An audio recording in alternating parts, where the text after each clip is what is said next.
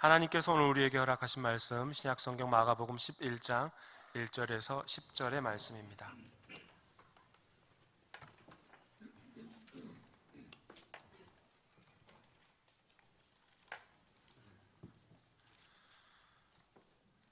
마가복음 11장 1절에서 10절까지 말씀, 이 하나님의 계시의 말씀을 한 목소리로 받들어 읽겠습니다. 그들이 예루살렘에 가까이 와서 감람산 벳바게와 베다니에 이르렀을 때에 예수께서 제자 중 둘을 보내시며 이르시되 너희는 맞은편 마을로 가라. 그리로 들어가면 곧 아직 아무도 타보지 않은 나귀 새끼가 메어 있는 것을 보리니 풀어 끌고 오라. 만일 누가 너희에게 왜 이렇게 하느냐 묻거든 주가 쓰시겠다 하라. 그리하면 즉시 이리로 보내니라 하시니, 제자들이 가서 본즉 나귀 새끼가 문 앞 거리에 매여 있는지라. 그것을 푸니 거기 서 있는 사람 중 어떤 이들이 이르되 나귀 새끼를 풀어 무엇 하려느냐 하매, 제자들이 예수께서 이르신 대로 말한데 이에 허락하는지라. 나귀 새끼를 예수께로 끌고 와서 자기들의 겉옷을 그 위에 얹어 놓음에 예수께서 타시니, 많은 사람들은 자기들의 겉옷을, 또 다른 이들은 들에서 벤 나뭇가지를 길에 펴며 앞에서 가고 뒤에서 따르는 자들이 소리 지르되 호산나 찬송하리로다. 주의 이름으로 오시는 이여 찬송하리로다. 오는 우리 조상 다윗의 나라여 가장 높은 곳에서 호산나 하더라. 아멘. 하나님의 말씀입니다. 오늘은 예수님께서 새끼 나귀를 타시고 예루살렘 입성을 기념하며 지키는 종려 주일입니다. 오늘 하나님께서 주시는 말씀을 통해 도전이 되고 말씀대로 살아내려고 애쓰는 저와 여러분이 되기를 간절히 소망합니다. 완연한 봄입니다. 꽃이 피었습니다. 조만간 푸르른 잎사귀가 가득할 나무들을 상상해 보니 오늘은 나무 이야기로 시작해 볼까 합니다. 동심의 세계로 한번 빠져 들어가 보시지요. 네. 옛날에 나무들이 모여서 누구를 왕으로 세울까 서로 토론을 하고 있었어요. 나무들이 다 토론이 끝난 다음에 올리브 나무에게 갔습니다. 올리브 나무야, 너가 우리들의 좀 왕이 되어 줄래? 그러자 올리브 나무가 대답했어요. 아니야, 난 하지 못해. 난 내게서 많은 사람들에게 기름을 줘야 돼. 아주 향긋한 향내가 나는 그런 기름을 사람들에게 줘야 하기 때문에 나는 왕이 될 수 없어. 내가 너희들 위해 군림할 수가 없어. 미안해. 그러자 다른 나무들이 무화과 나무에게 갔습니다. 무화과 나무야, 우리의 왕이 좀 되어줄래? 야, 너는 정말 잘할 것 같은데. 그러자 무화과 나무가 대답하죠. 아니야, 미안해. 나도 할 수가 없어. 나는 아주 달콤한 열매를 맺어야 해. 아유, 내가 어떻게 그런 자리에서 우쭐댈 수가 있어. 아니야, 미안해. 난 사양할게. 그러자 나무들이 포도나무에게 갔습니다. 포도나무야, 너밖에 없어. 너가 우리 왕 좀 되어줄래? 그러자 포도나무가 대답하죠. 아니야, 나는 사람들에게 기쁨을 줄 수 있는 포도주를 만들어야 돼. 나는 절대 될 수가 없어. 내가 어떻게 너희들을 위해 군림할 수가 있어? 안 돼, 미안해. 다른 나무 찾아가 봐. 고민하다가 나무들이 어쩔 수 없이 가시나무를 찾아갑니다. 가시나무야, 혹시 너가 우리 왕이 되어줄 마음이 있니?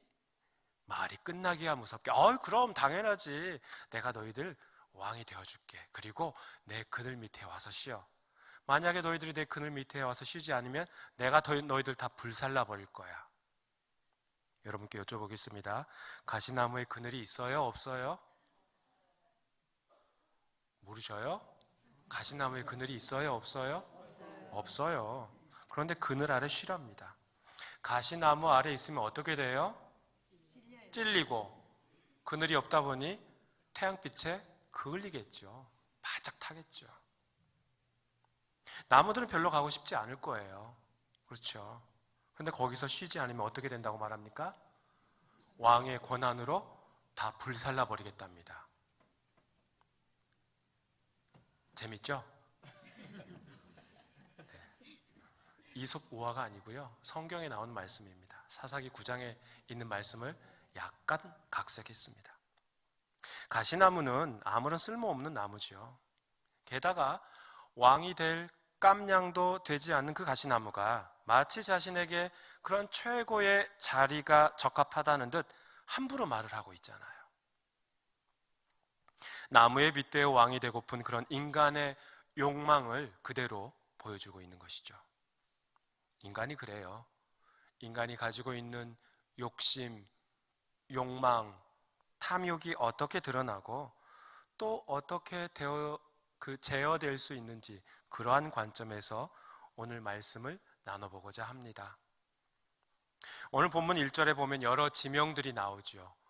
예루살렘, 감람산, 벳바게, 베다니 이런 지명들이 나옵니다. 지난번에도 말씀드린 적이 있습니다. 성경에 나오는 인명과 지명, 사람의 이름과 지역의 이름은 각 성경 저자가 의도를 가지고 기록한 것이라 말씀드렸습니다. 그러니까 허투루 쓴 글이 아니라는 거죠. 지명이나 인명을 기록함으로써 당시 이스라엘 백성들의 영적 상태를 폭로하고 있는 거죠. 예루살렘, 이르샬라임, 평화의 도시라는 뜻입니다. 예루살렘에는 예루살렘 성전이 있죠. 그 성전에 성전 종사자들이 있죠. 대제사장, 제사장들, 서기관, 또 장로들, 그들은 종교 권력자입니다. 하나님의 집, 내 집은 만민이 기도하는 집이라 라고 말씀하신 그 성전의 제기능, 하나님의 집, 그 집의 소유는 하나님이지만 이 종교 권력자들이 자기들의 소유로 삼고 만 겁니다. 만민이 기도하는 집이지만은 만민이 기도할 수 없게끔 여러 가지로 장벽을 세워놓은 것이 바로 이 종교 기득권자들입니다. 결국 성전이 제 기능을 하지 못하게 된 것이죠. 오직 주님께서만 주실 수 있는 참된 평화가 있어야 할 평화의 도시 예루살렘, 그곳에 가짜 평화만 존재하고 백성들은 가짜 평화에 세뇌되어 살아가고 있습니다. 또 다른 지명이 나옵니다. 벳바게입니다. 베이트 파게, 무화과의 집입니다. 잎만 무성한 채 열매를 맺지 못하는 그 이스라엘의 영적 상태를 말하고 있습니다. 이스라엘의 대표적인 3대 과실수는 포도나무, 무화과나무, 올리브나무인데요. 이 어디서나 풍성하게 열매를 볼 수 있는 과일, 무화과, 포도, 올리브, 그 중에 하나인 이 무화과가 더 이상 과일을 볼 수 없는 상태가 돼버린다는 것이죠.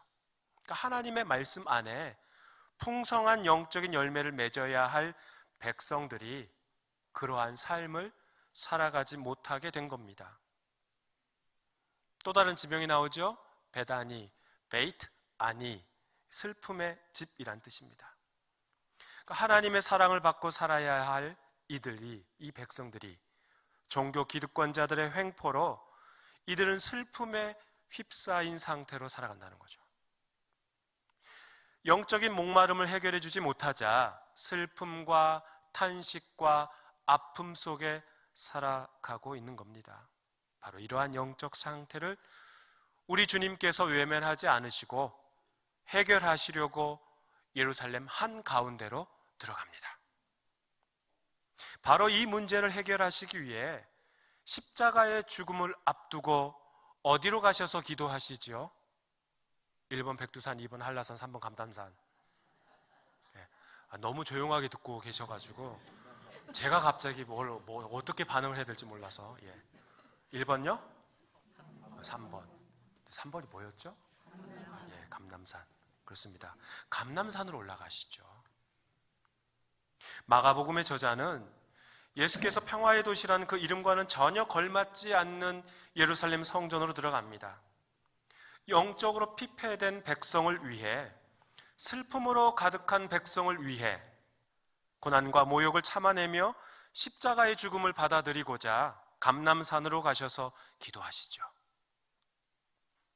이러한 지명을 통해 마가복음의 저자는 백성들의 영적 상태를 폭로하고자 하는 것이죠.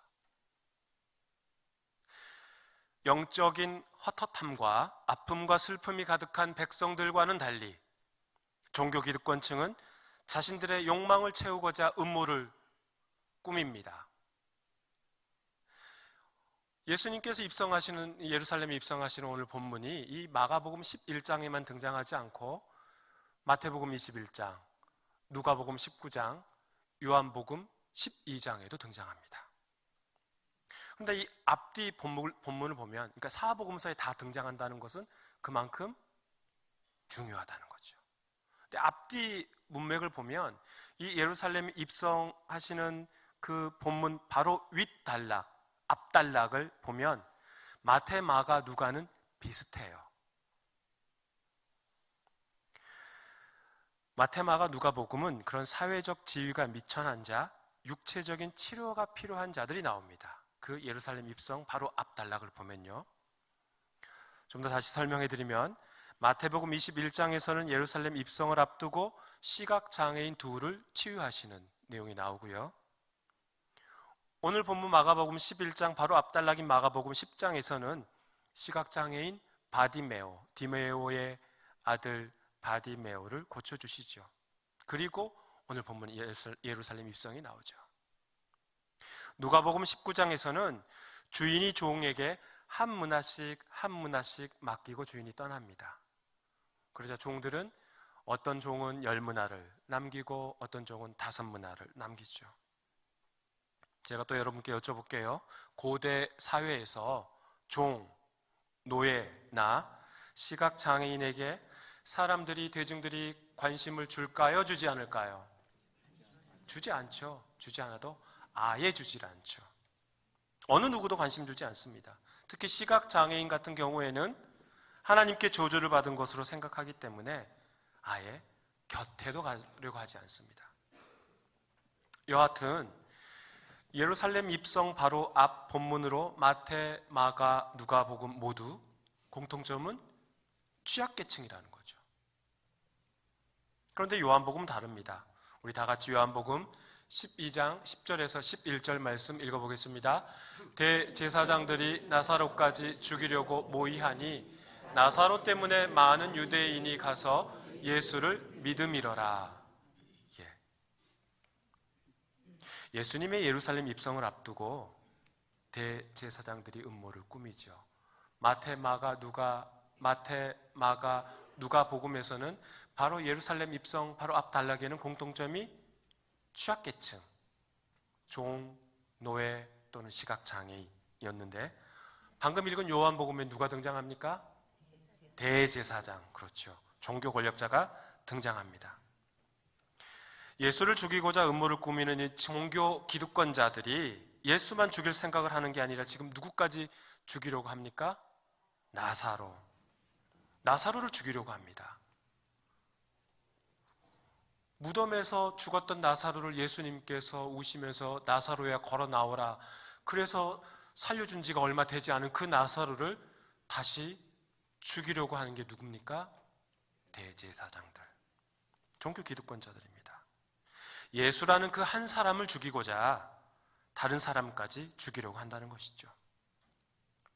이 종교 기득권자들의 주 목적은 예수 살해입니다. 그런데 그 목적을 달성하기 위해 나사로까지 죽이려고 하는 것이죠. 왜요? 왜 이렇게까지 죽이려고 하는 것일까요? 나사로 때문에 유대인들이 예수를 믿기 때문. 저만 읽었습니까? 요한복음 12장 11절. 나사로 때문에 지금 유대인들이 예수를 믿으려고 하니까 지금 이거를 그대로 놔둬서는 안 된다고 생각하는 거죠. 자신들의 종교 고위직, 그런 철밥통을 빼앗길 것 같으니 예수를 살해하려고 합니다. 인간의 욕망은 끝이 없습니다. 그 욕망을 채우기 위해 잔혹하기 그지 없습니다. 사무엘하 11장을 보시면 다윗이 우리아의 아내 밧세바를 범합니다. 시간이 좀 지나자 밧세바가 사람을 보내요. 왕궁에 사람을 보내죠. 저 임신했어요. 얼마나 이 뜬금없는 이 상태가 지금 상황이 벌어집니까? 그러자 다윗이 머리를 굴리죠. 막 굴려서 어떻게 합니까? 저 최전방에서 그 전투하고 있는 밧세바의 남편 우리아에게 특별 휴가를 줍니다. 예루살렘으로 와라. 그들에게 예루살렘으로 와서 그에게 먹을 것과 잔치할 것을 주고, 자, 너 집에 가서 좀 편히 쉬고 아내와 즐거운 시간을 보내도록 해라. 그런데 이 우리아가 그냥 그 예루살렘 성벽에 있는 군사들과 함께 거기서 먹고 자는 거예요. 그러니 왕이 답답한 거죠. 왕이 호출하는 겁니다. 우리아를. 야, 내가 너한테 특별 휴가를 줬는데 가서 집에 가서 좀 쉬고 또 아내도 좀 즐겁게 하고 서로 그런 즐거운 시간을 가질 때 왜 여기에만 있는 거냐? 그래서 우리아가 뭐라고 말합니까? 병사들이 전쟁터에서 진치고 살아가고 있습니다. 그곳에서 지금 지내고 있는데 어찌 저만 집에 들어가서 쉬고 아내와 잠자리를 가질 수 있습니까? 아닙니다.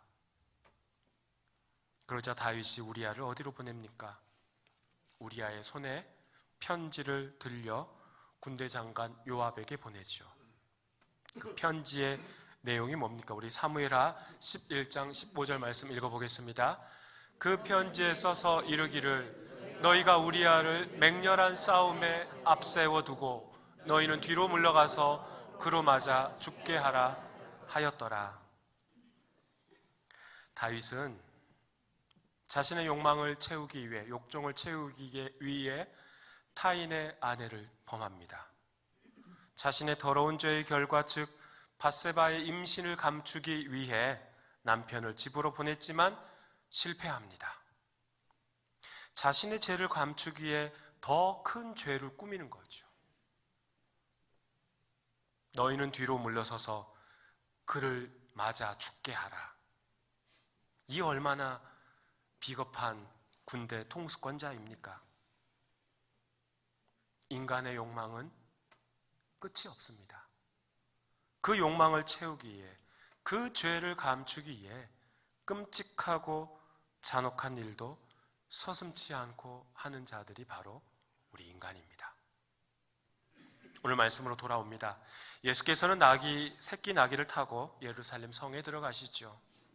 군중들의 열렬한 환영을 받습니다. 엄청난 환호 소리를 들으며 들어갑니다. 호산나 찬송하리로다. 주의 이름으로 오시는 이여 찬송하리로다. 오는 우리 조상 다윗의 나라여 가장 높은 곳에서 호산나 하더라. 호산나가 무슨 뜻이에요?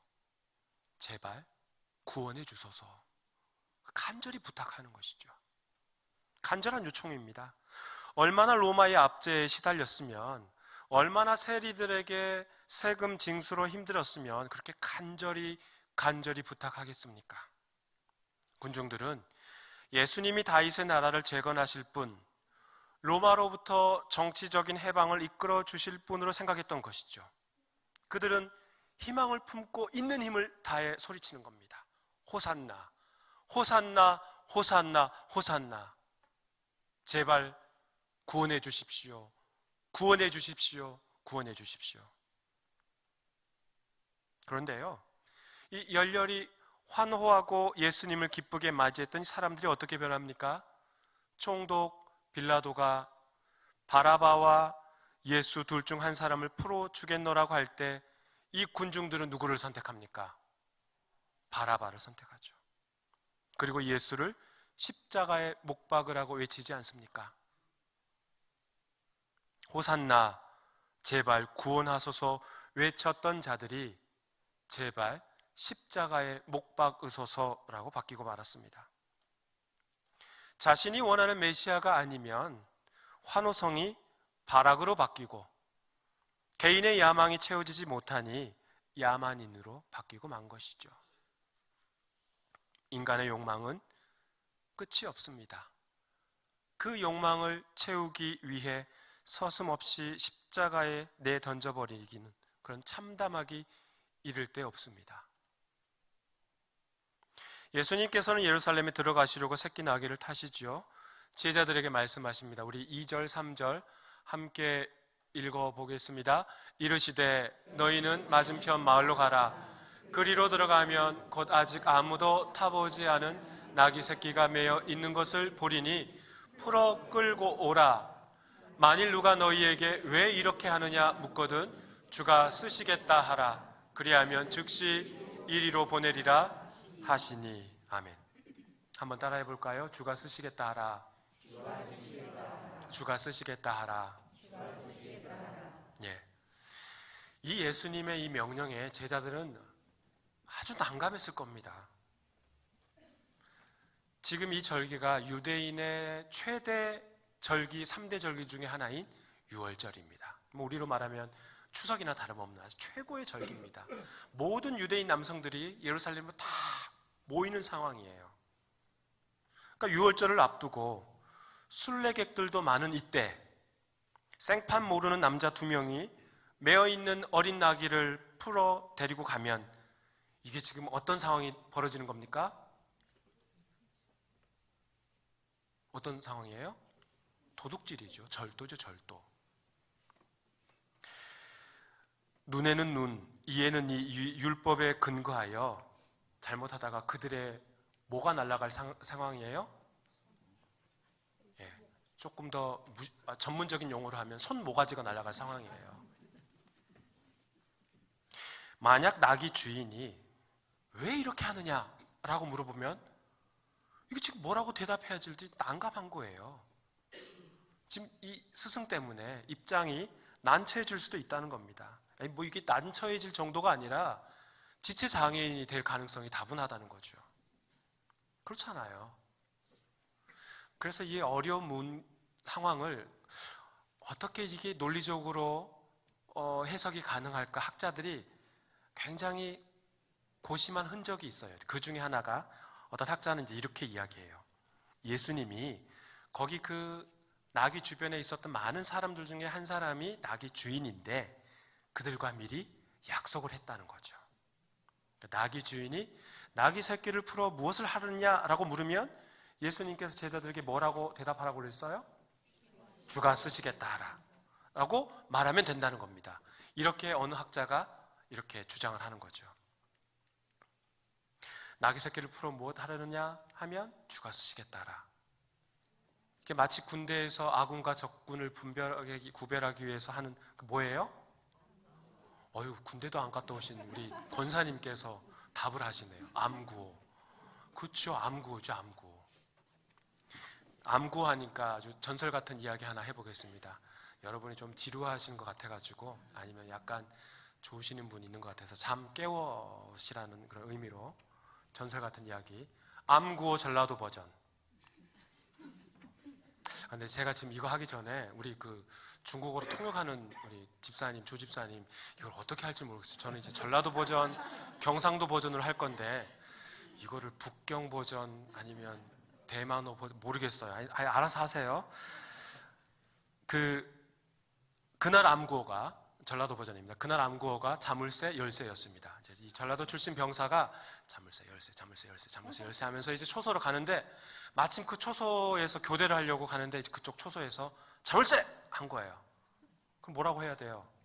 그래야 되는데 깜빡한 거예요. 자물쇠! 이 기억이 안 나는 거예요. 자물쇠! 3번 하니까는 쇠대 그랬대요. 그랬더니 빵 하고 쏘니까 총을 맞은 그 군인이 음에 쇳대도 긴디 그랬대요. 경상도 암구호 경상도 버전입니다.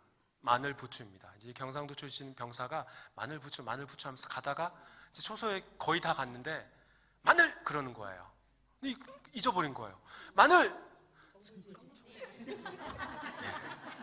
그거예요, 그거. 마늘 그랬더니 깜빡 잊고 정구지 그랬대요. 그랬더니 빵 하고 맞으면서 쓰러지면서 하는 말.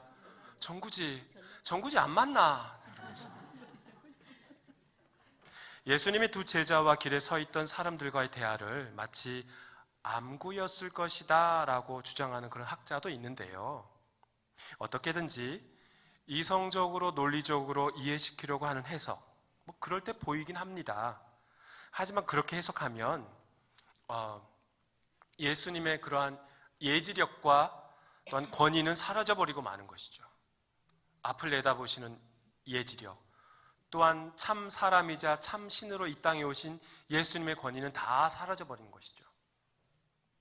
과연 암구호처럼 예수님과 서 있던 사람과 이미 짜놓은 것이라고 해석하는 것이 마가복음의 저자가 원하는 의도일까요? 우리 이성으로는 판단할 수 없고 도저히 이해할 수 없으면 나 그거 도저히 못 믿겠어, 안 믿어, 그러면 되는 겁니까?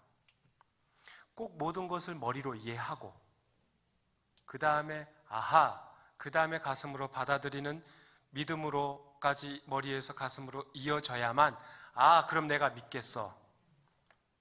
이게 종교인가요? 만약에 그게 종교라면 창세기 1장 1절 태초에 하나님이 천지를 창조하신다, 이걸 어떻게 머리로 받아들일 수 있습니까? 태초가 언제고요? 하나님, 그 양반이 누구고요?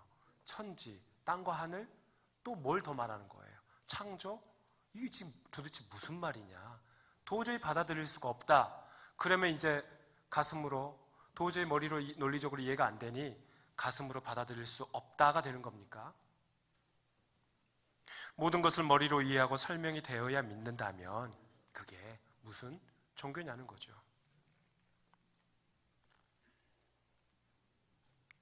교육전도사 3년차 때 일입니다. 초등학교 4학년 학생이 교통사고로 세상을 떠났어요. 그 아이도 그 부모도 교인이었습니다. 장례 집례를 해야 하는데 담임 목사님께서는 해외 부흥 집회를 가셨습니다. 그러니 그 사고당한 부모의 담당 교구 목사님께서 장례를 다 집례하시면 되는 거죠.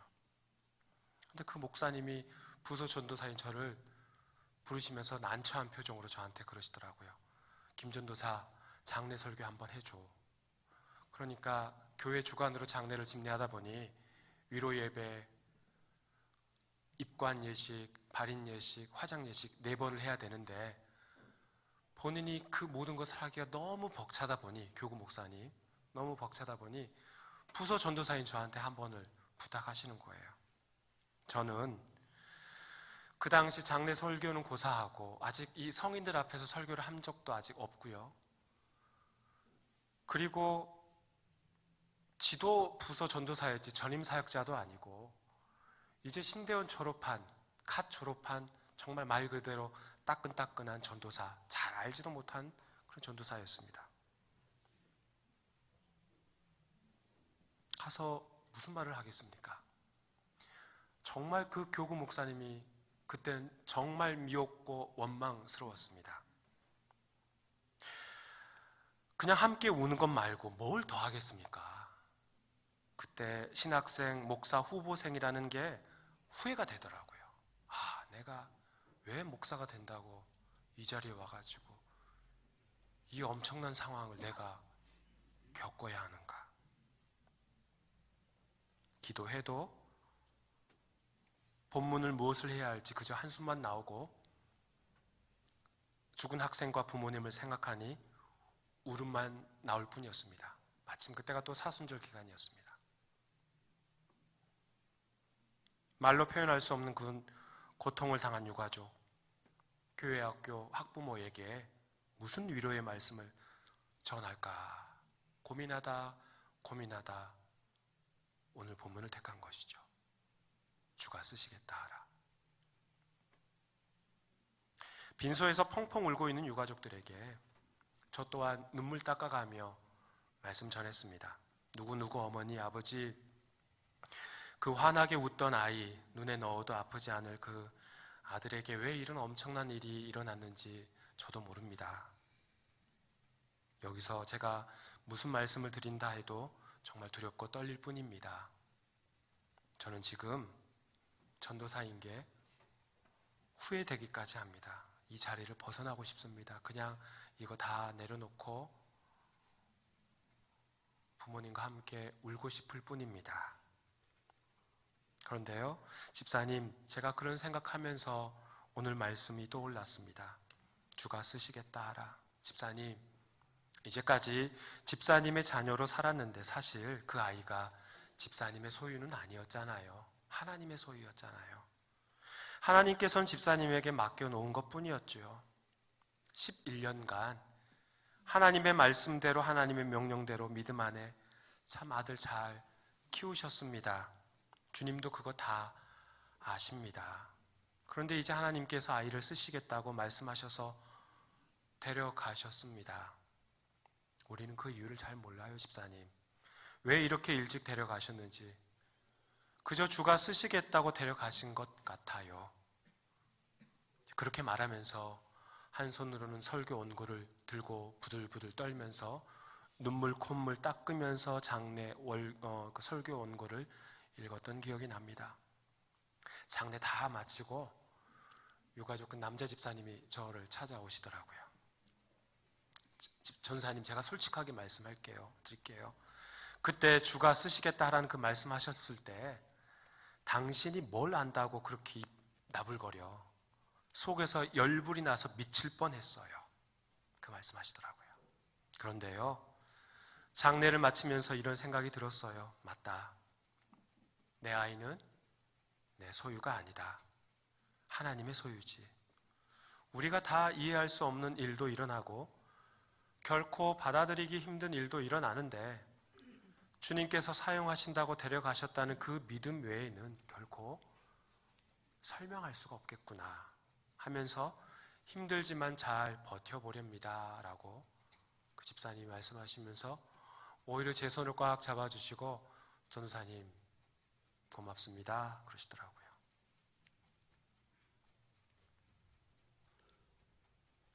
사랑하는 교우 여러분, 오늘 말씀을 통해 두 가지를 생각해 봅니다.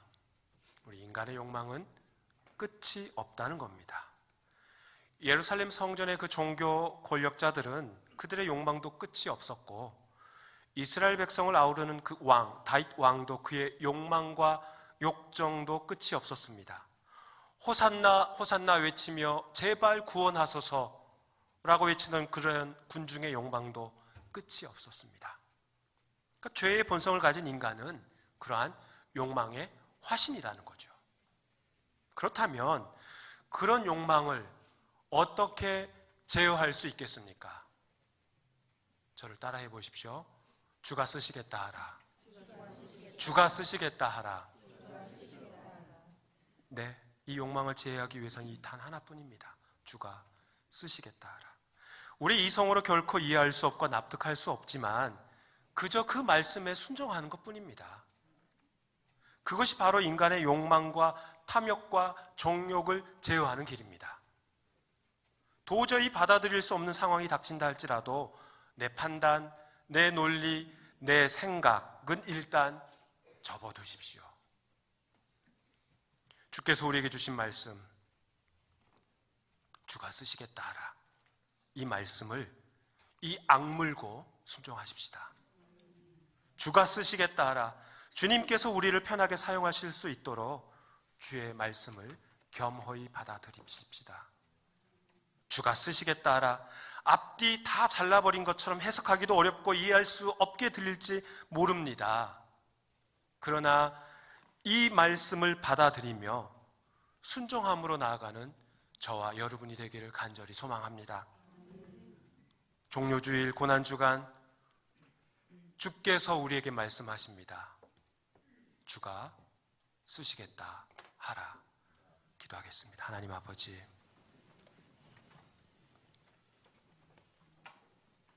주님께서 말씀하십니다. 주가 쓰시겠다 하라. 앞뒤 다 잘라버리고 아무리 생각해도 해석도 안 되고 도대체 그 나귀 주인을 만나서 이 말을 통해서 이게 해석이 될까? 의미가 통할까?